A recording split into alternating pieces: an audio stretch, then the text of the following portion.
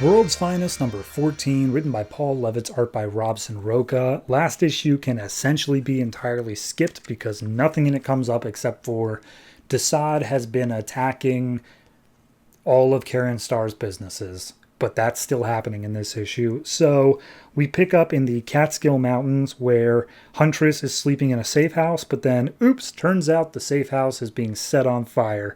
So she very quickly puts on her gear, sees the house on fire, and it's just like, okay, nobody's shooting at me. The house is just on fire. Surely somebody knew that this was a safe house of mine, which is the reason it is on fire, but they didn't know I was here. So I'm just going to leave. And so she heads out and says, like, that's a bummer, and I really wish I wasn't running low on safe houses.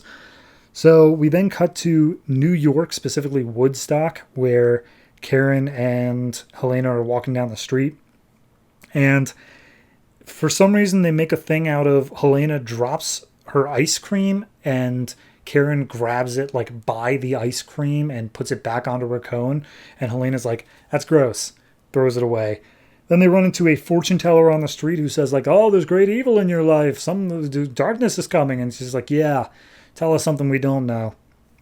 So at that point, they basically say, like, all right, here's the thing. Maybe we need to reach out for help. We've been on this planet. We're having troubles now. Maybe we tell somebody in the superhero community that we're here and they can help us. And Karen's basically like, I mean, I kind of got okay with Supergirl, but I'd really rather not go public. And she's like, no. I'm not talking about public. Like, I'm like, you know, let's just table that. We don't need to do that. And so they hug each other and say, don't worry, we'll never be apart.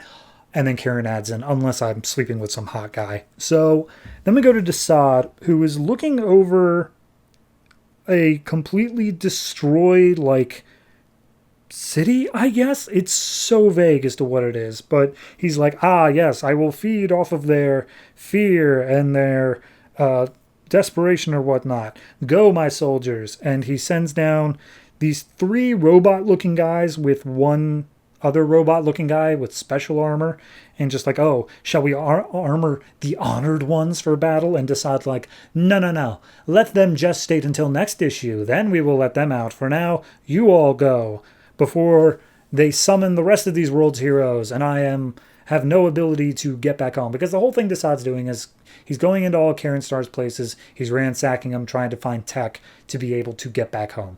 That's it. That's the whole thing. So they attack a Star Labs building in Oxford, England. They start, like, blowing it up in a very public raid. Karen shows up just being like, guys, y'all suck. And you're not stealthy. I'm here to stop you, and I'm glad that you made such a big show out of it, because now I'm going to be able to stop you so much easier.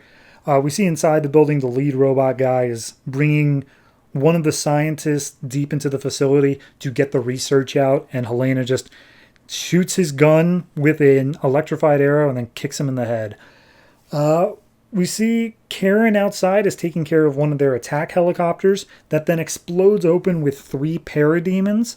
And she's like, okay, my cousin back on my homeworld said to get the high ground. So she flies above the parademons, and then they shoot her because she is very much more out in the open. And she's like, okay, well, that didn't work. We'll go from below. Then she swoops down, she comes back up and punches a parademon in the face. So that's that. We see Helena inside is like, okay, this seems like a trap. Like, they made this very public for a reason. This doesn't make any sense unless it's a trap. And as she turns around, she sees a parademon standing there. And she's like, okay, well, I don't quite have as heavy machinery as I like, but I still have my crossbow. And she fires it and just pings right off Parademon's armor. And she's like, crap, all right, that's no good. Parademon grabs Huntress and starts pulling through a boom tube. And Karen hears this and flies in after her. So they've both gone through a boom tube, seemingly straight to meet with Desaad. That's the issue. It's like, even reading it, I was like, there's no way this is 22 pages. It read so quickly, but lo and behold, it was a fully fledged issue. So it wasn't bad. It wasn't like, it just felt like I said, last issue, completely inconsequential. And I feel like this issue, for the most part, is also inconsequential. Why did we have them in Woodstock? There is no reason.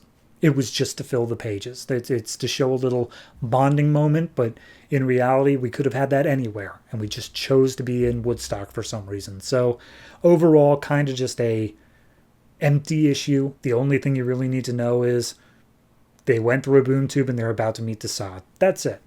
Nothing else in this issue is of any consequence. So overall, I gotta give this like a 5.5 just on the principle of people would have paid like $3.99 for this when it came out. $3.99 for what is essentially 3 pages of matter. It's indefensible. So 5.5, even if I'm okay with the art style, even if I don't hate the story, it's just too much fluff.